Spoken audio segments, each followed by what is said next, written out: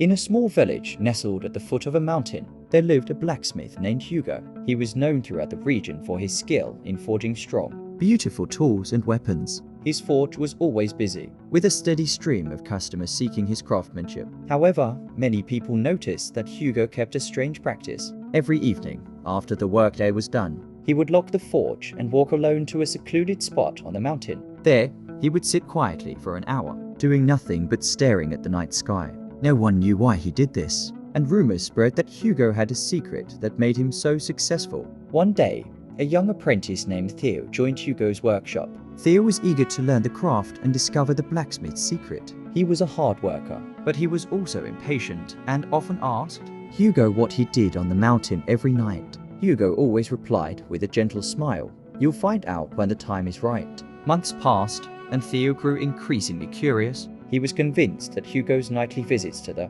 mountain held the key to becoming a great blacksmith. Determined to uncover the secret, he decided to follow Hugo one evening. That night, after everyone had left the forge, Theo quietly trailed behind Hugo, careful not to be seen. He watched as the blacksmith walked up the mountain, eventually stopping at a large rock. Hugo sat down, gazed at the stars, and stayed there in silence for an hour.